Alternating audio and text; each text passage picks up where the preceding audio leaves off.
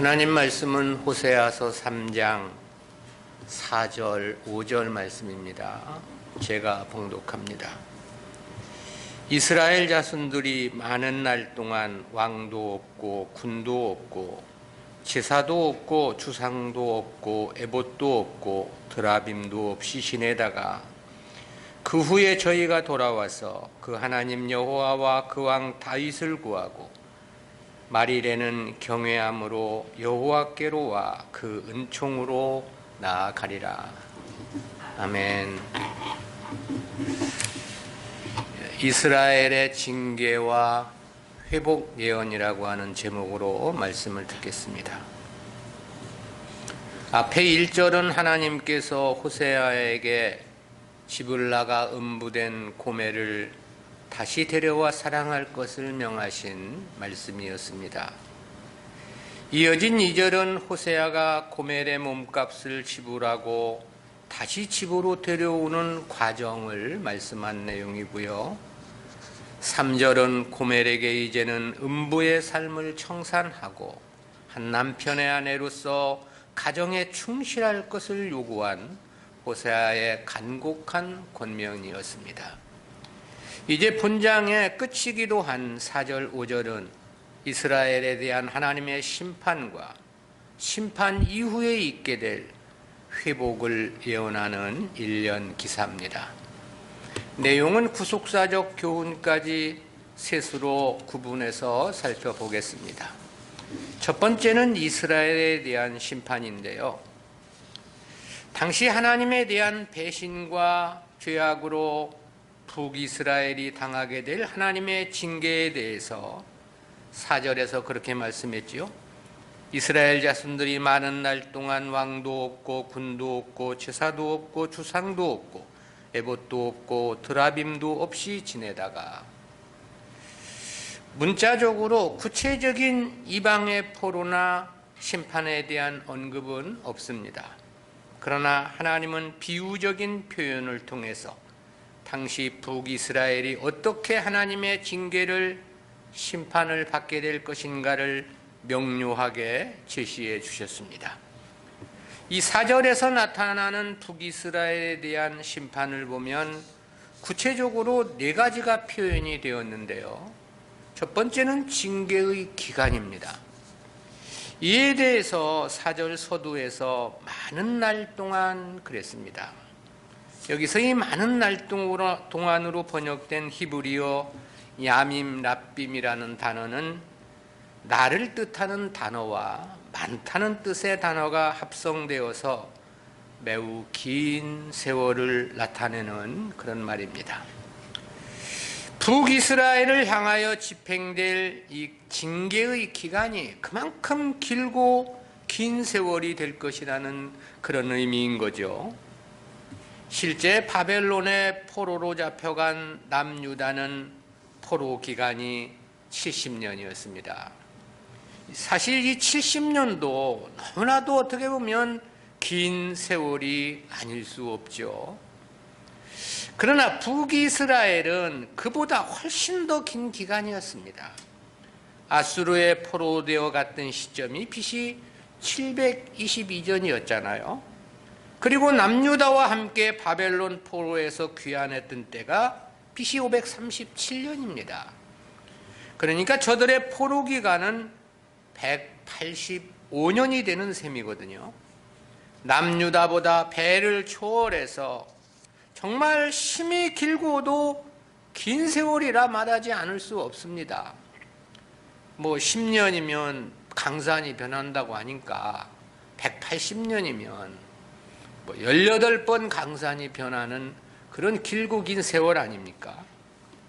그것도 돌아온 자는 지극히 적은 소수에 불과했습니다.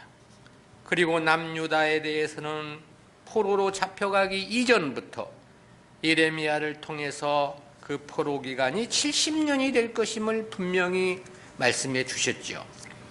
그렇지만 북이스라엘에 대해서는 그냥 말로만 말씀을 하셨지, 많은 날로만 말씀하셨지 정확한 기간에 대해서는 말씀하신 것이 아니었습니다.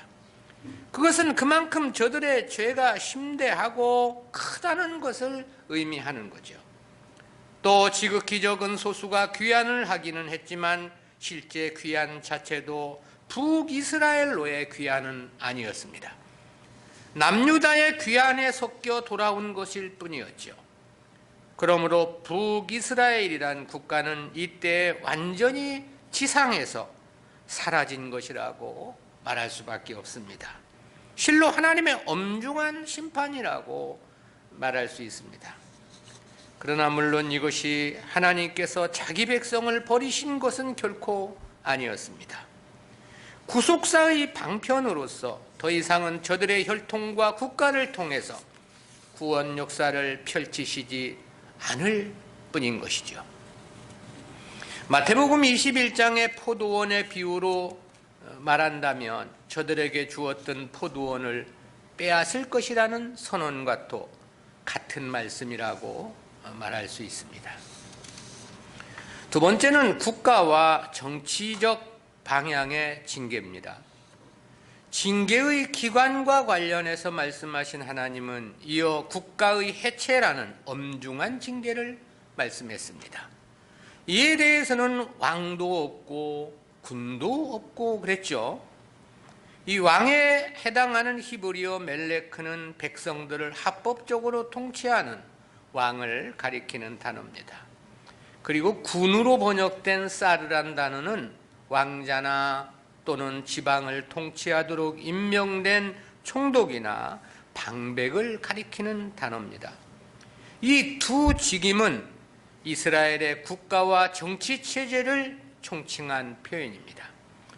따라서 이는 오랜 기간 동안 이스라엘을 통치하던 정권이 무너지고 붕괴되어 부재할 것이라는 그런 뜻인 거죠.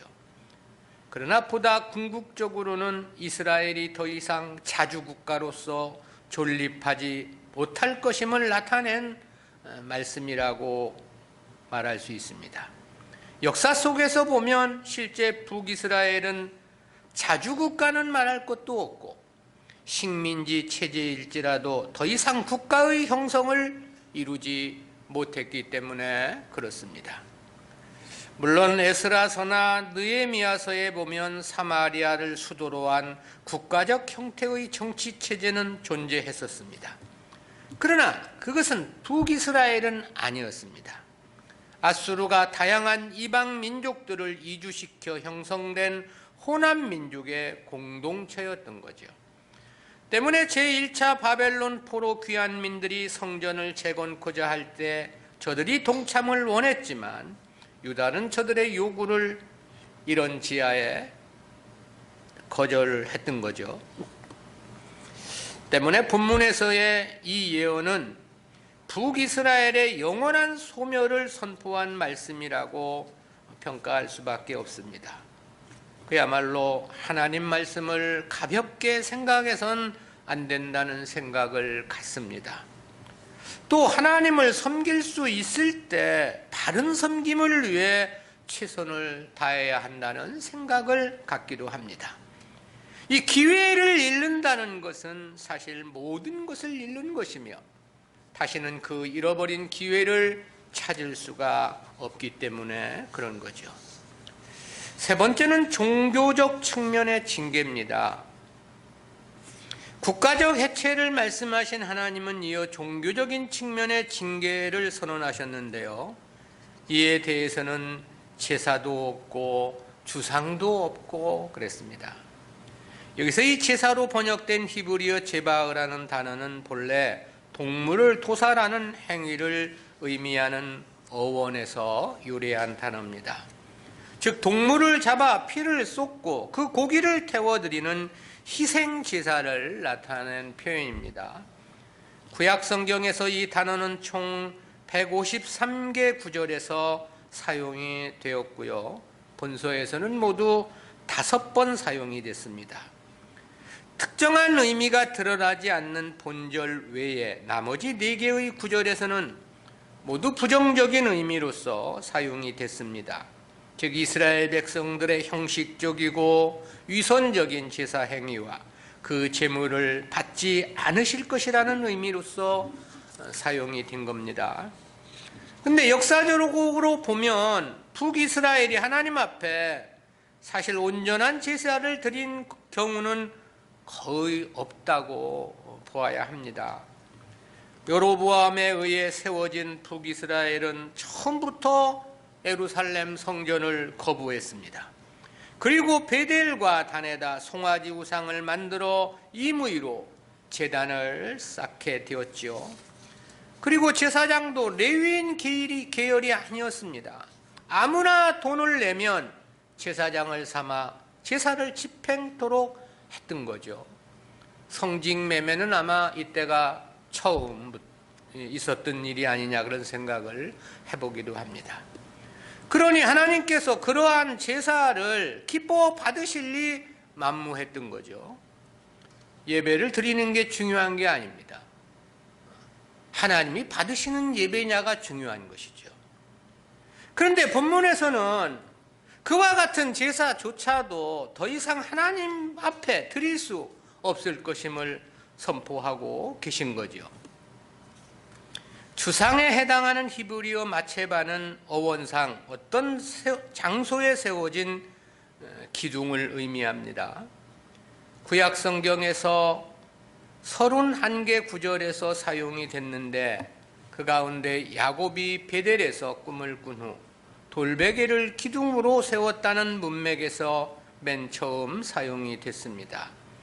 그리고 야곱과 그의 외삼촌 라반이 서로의 영역을 침범하지 않을 것을 맹세하면서 돌무더기와 돌기둥을 세웠다고 했는데 그 문맥에서 두 번째로 사용이 됐고요.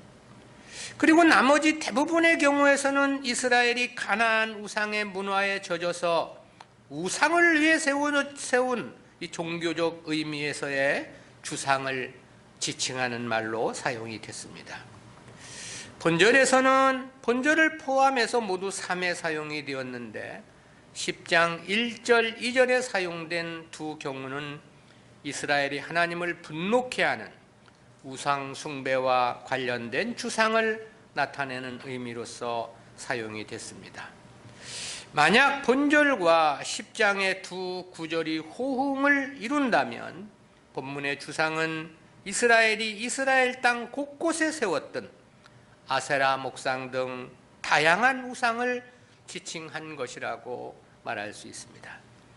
그렇다면 본문의 이 표현은 이제 우상들조차도 섬길 수 없는 하나님의 징계의 선언이라고 말할 수밖에 없습니다.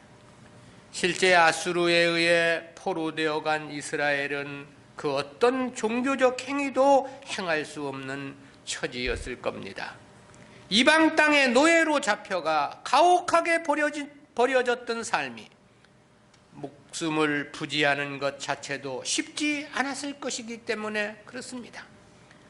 주님께서 말씀하신 탕자의 비유처럼 돼지가 먹는 지업 열매로도 배를 채울 수 없는 형편이었는지도 모릅니다. 그렇다면 그러한 상황에서 어떤 종교적인 삶도 그 자체가 불가능할 것은 분명해 보입니다. 그만큼 가혹한 심판이라는 의미가 내재되어 있는 거죠. 네 번째는 하나님의 은혜 단절의 징계입니다. 앞에서는 국가의 해체와 종교적 의식까지도 박탈당할 것이라는 징계에 관한 말씀입니다. 그리고 이어서는 철저한 하나님의 은혜 단절을 말씀했는데요. 이에 대해서는 에봇도 없고 드라빔도 없이 지내다가 그랬습니다. 여기서 에봇과 드라빔은 이스라엘이 하나님의 뜻을 묻기 위해 사용된 도구들인데요. 이 중 에봇은 대제사장이 하나님의 뜻을 물을 때 입었던 겉옷 위에 착용했던 옷입니다. 사무엘상 30장에 보면 다윗이 제사장 아비아달에게 에봇을 가져오게 했고 하나님의 뜻을 묻는 것을 볼 수 있습니다. 형태는 명확히 오늘 우리 시대까지 전해진 바가 없습니다. 그러나 하나님의 뜻을 묻고 직임을 감당할 때 사용된 종교적 도구였던 것은 명백합니다. 드라빔은 사람 모양으로 조각된 하나의 우상입니다. 야곱의 아내 라헬이 자기 아버지 라반의 소유였던 드라빔을 훔쳤던 사례가 성경에서 처음 나타나는데요. 문자적인 의미는 치우자라는 뜻입니다. 사사시대에는 미가의 집에 이것을 만들어 놓고 레위인을 고용하여 섬겼음을 찾아볼 수 있고요. 그런데 그것을 단 자손들이 빼앗아 가지고 섬긴 것으로 그렇게 보도해 주고 있습니다. 사람들은 이것이 행운을 가져다 준다고 생각을 했고 또 장래의 일을 점치는데 사용했던 것으로 알려지고 있습니다. 바벨론에서부터 채용된 잘못된 우상의 일종이지만 개념상 이 에봇과 같은 비슷한 경우라고 말할 수 있겠습니다. 그런데 하나님은 이스라엘의 에봇도 드라빔도 없이 지낼 것이라고 말씀을 한 거죠. 여기에는 두 가지 의미가 있습니다. 하나는 저들이 더 이상은 하나님과 관계할 수 없는 삶을 살 것이라는 그런 뜻이고요. 다시 말하면 하나님 백성이 이제 아니라는 뜻이기도 합니다. 그리고 또 다른 하나는 하나님께서도 더 이상 저들과 관계하지 않으시겠다는 그런 뜻인 것이죠. 에봇도 드라빔도 없다는 것은 하나님은 그 어떤 물음에도 저희에게 답변하지 않으시겠다는 뜻이 명백하기 때문에 그렇습니다. 하나님 백성들은 하나님의 뜻을 따라 살아야 하는 운명적 관계입니다. 또 하나님의 인도하심이 있을 때만 저들은 승리하는 삶을 살 수 있기도 하죠.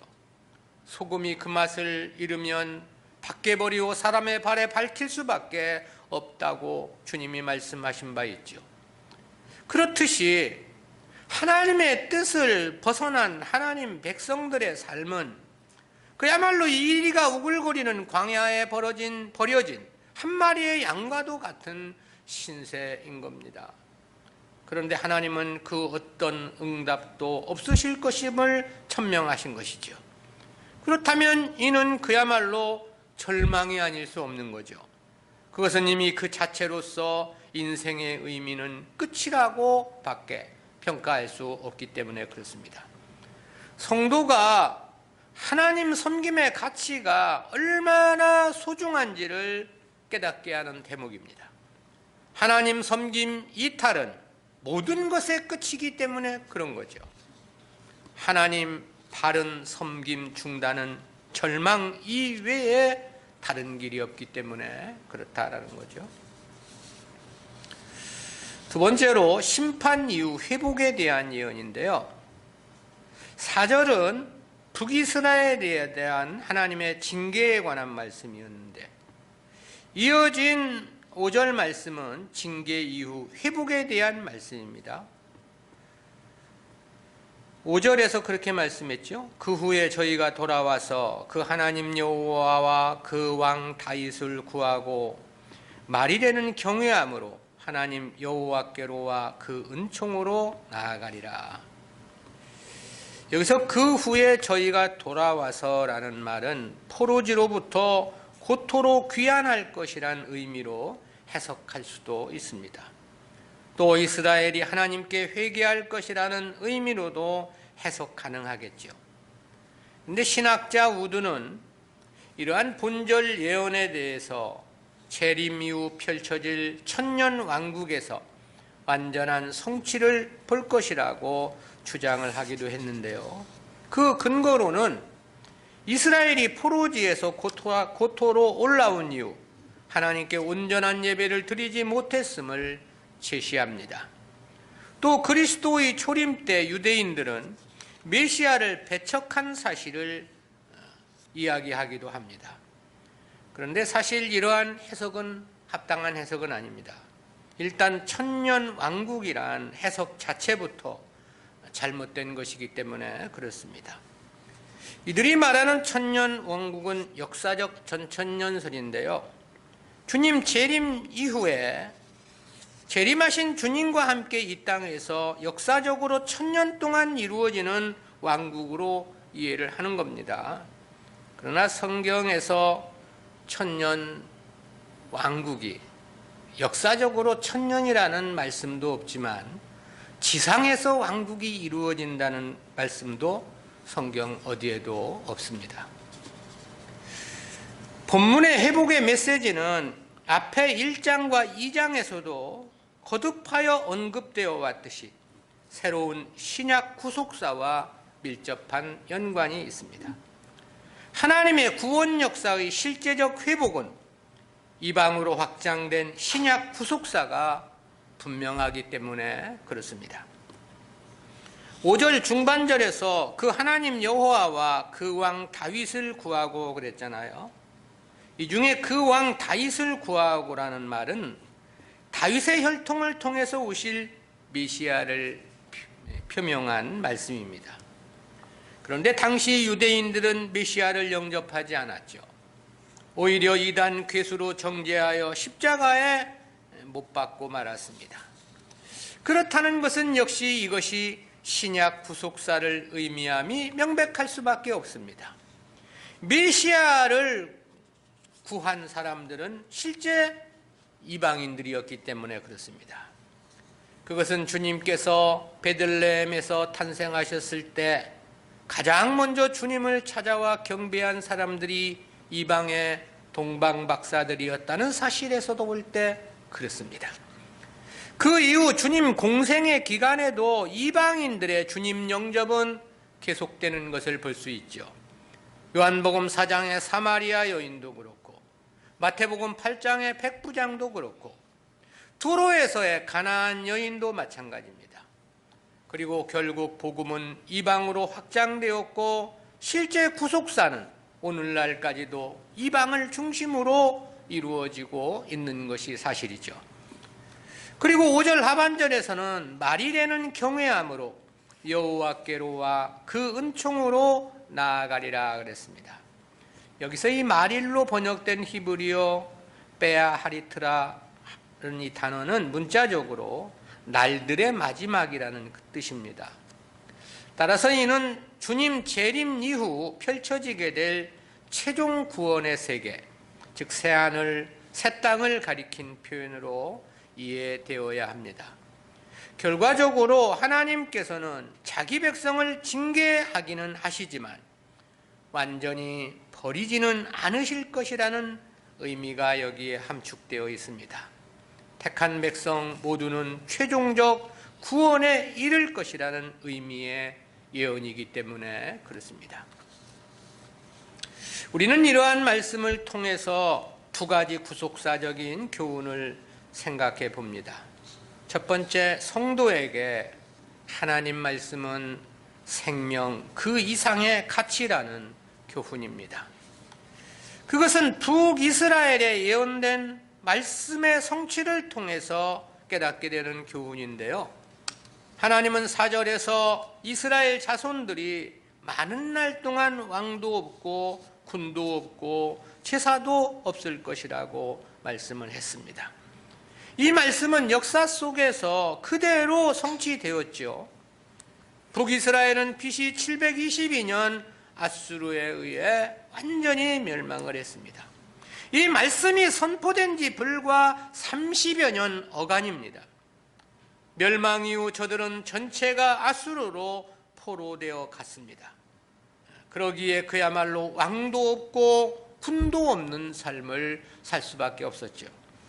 그리고 이는 저들이 하나님 말씀을 가볍게 취급했다는 결과였다는 것이 본문을 통해서 주시는 교훈의 결론입니다. 따라서 성도에게 하나님 말씀은 생명 그 이상의 가치로 느껴야 한다는 생각을 지울 수가 없습니다. 말씀을 가볍게 취급한 북이스라엘의 운명이 어떠했는가가 그것을 똑똑히 보여주고 있기 때문에 그렇습니다. 이 말씀과 거의 동시대에 기록된 선지서가 아모스서인데요.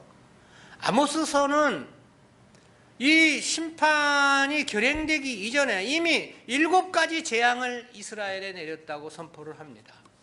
기근, 한재, 해충,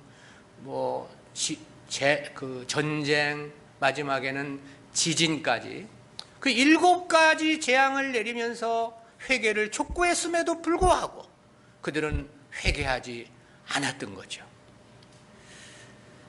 본문에서의 이러한 호세아의 예언이 있었을 때 북이스라엘은 그 말씀에 미동도 하지 않았던 겁니다. 설마 그럴 것이냐는 생각으로 치부해 버렸던 거죠. 아마 웃기는 소리라고 비아냥거리며 비토해 버렸는지도 모릅니다. 역사 속에서 보면 자기들은 하나님이 없으시도 잘 먹고 잘 살고 있다고 큰 소리 쳤는지도 모릅니다. 하나님이 안 주시면 바알을 믿으면 된다고 생각했을지도 모릅니다.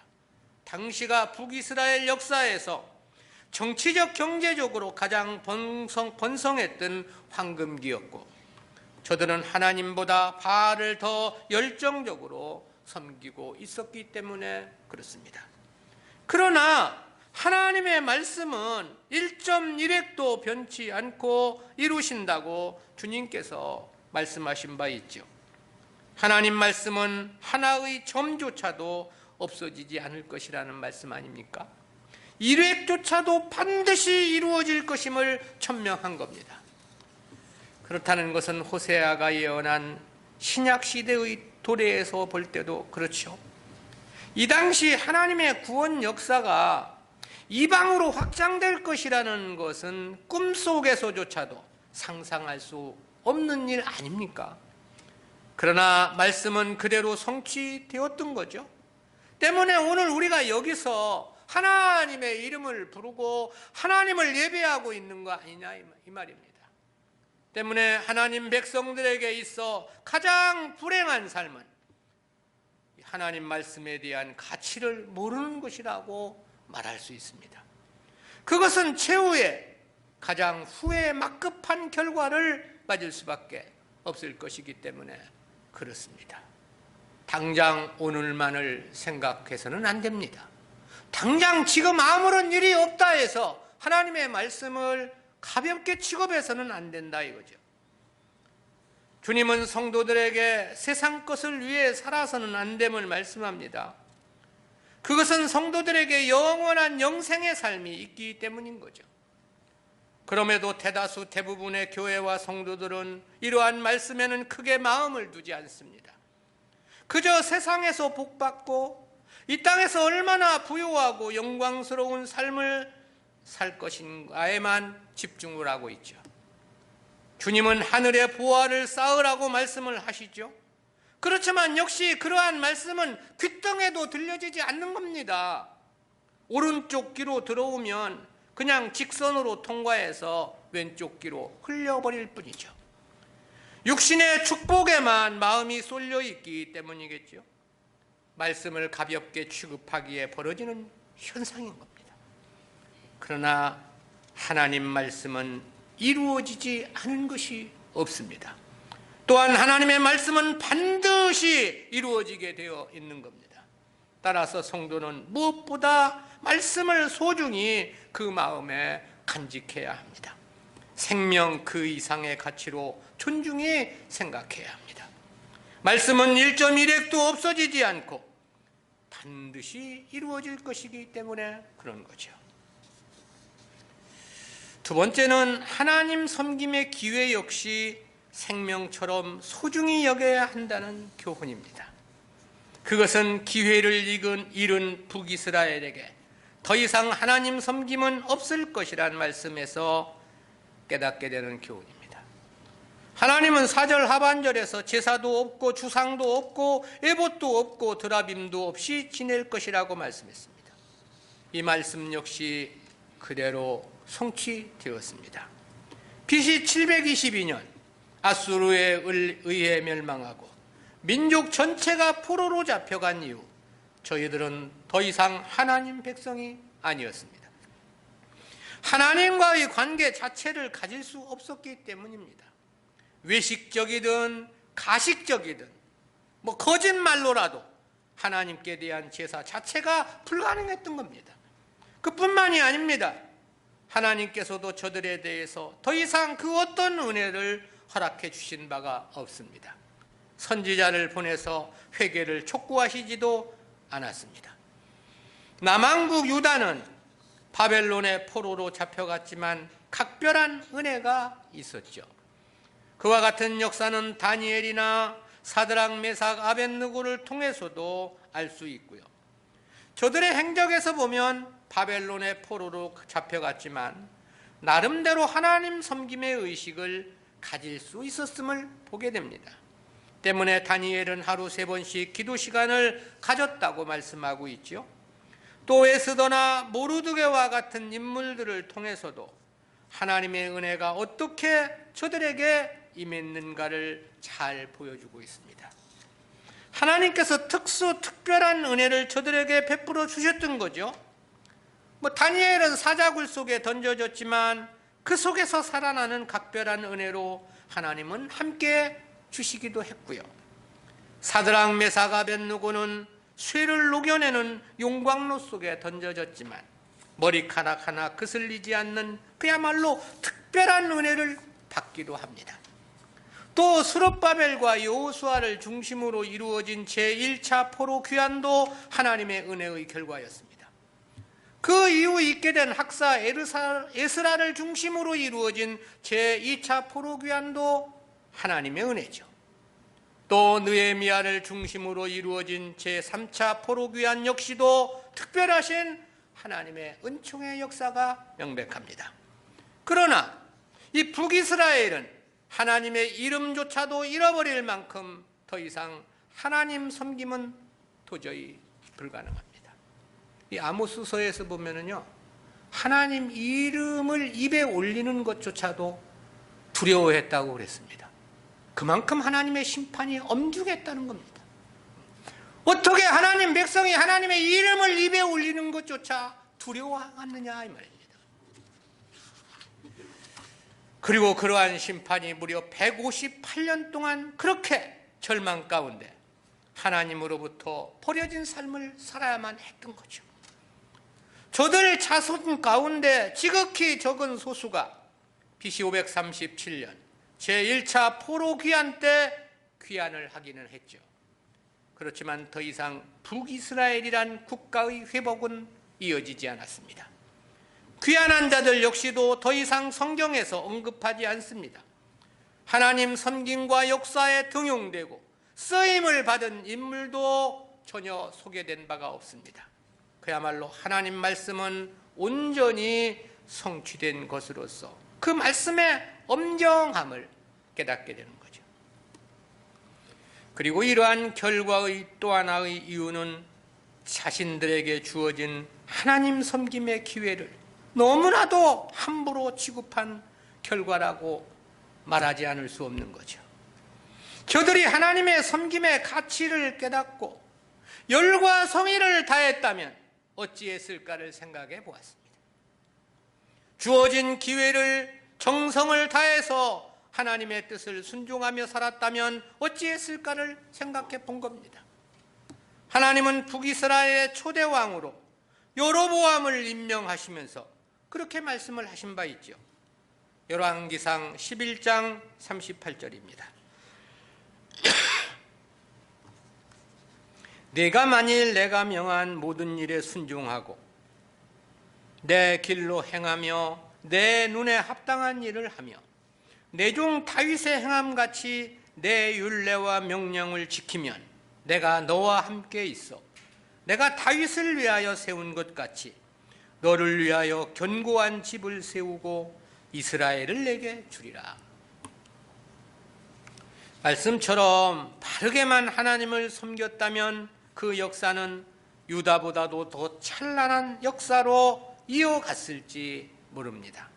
그러나 저들은 처음부터 주어진 믿음의 기회에 대한 소중함을 깨닫지 못했던 겁니다. 오직 자기들만을 위하고 자기 세상만을 위한 삶을 살았던 거죠. 그리고 그 결과가 바로 본문에서와 같은 운명으로 귀결되게 됨을 말씀하고 있는 겁니다. 우리가 하나님을 섬기며 살아간다는 것 자체가 얼마나 소중한 가치인가를 깨달아야 합니다. 이는 무엇을 하나님께로부터 받고 못 받고의 문제가 아닙니다. 내가 잘 되고 안 되고의 문제와도 상관이 없는 것입니다. 하나님을 섬기며 산다는 것 자체가 이게 진정한 은혜이며 가장 큰 축복인 겁니다. 따라서 성도는 하나님 섬김의 기회 역시 자신의 생명처럼 소중히 생각해야 합니다. 아니, 생명 그 이상의 가치로만 알아야 합니다. 기실 우리의 운명, 영원한 영생의 복이 여기에 달려있기 때문에 그렇습니다. 제가 70이 넘어가다 보니까 세월의 소중함이 더욱더 귀하게 느껴집니다. 지금도 정신을 못 차리고 엉뚱한 짓을 한다면 어찌 되겠는가? 세상 재물에 우리의 운명이 달린 게 아닙니다. 세상 출세가 우리의 운명을 결정지어 주는 거 아닙니다. 요즘 서로 대통령 되겠다고 난리들 치고 있지만 그것이 우리의 운명을 결정지어 주는 거 아닌 것입니다. 하나님 섬김 자체에 우리의 운명이 달려 있는 것입니다. 그럴 수밖에 없는 것은 성도의 운명은 오직 하나님의 장중에서 결정되는 것이기 때문에 그렇습니다. 이 한 주간 동안도 주님의 기뻐하심이 무엇일까를 생각하고 주님을 위한 한 주간의 삶이 되도록 합시다. 기도합니다. 사랑의 하나님, 은혜를 감사합니다. 오늘도 이스라엘의 심판을 선언하는 하나님의 말씀을 통해서 말씀의 소중함을 다시 한번 깨닫게 해주심 진실로 감사하옵고, 아울러 우리에게 허락된 믿음의 기회 역시 이것이 얼마나 소중한 가치의 것인가를 저희로 하여금 다시 한번 생각하게 해 주시니 진실로 감사합니다. 주여, 어리석어서 깨닫지를 못하고 그저 눈앞에 보이는 세상 것만에 마음을 쏟고 살았던 지난 날들의 삶을 주여 용서해 주시고 이제는 하나님과의 올바른 관계를 갖고 하나님이 기뻐하시는 삶으로 우리의 인생을 가장 복된 길로 살아갈 수 있도록 주여 도우시며 인도해 주옵소서. 우리의 모든 삶을 하나님께서 주장해 주시고 우리의 삶이 오직 주님께 기쁨이고 영광이기를 간절한 마음으로 빌고 소원하오며 주 예수 그리스도의 이름으로 감사 기도드리옵나이다. 아멘.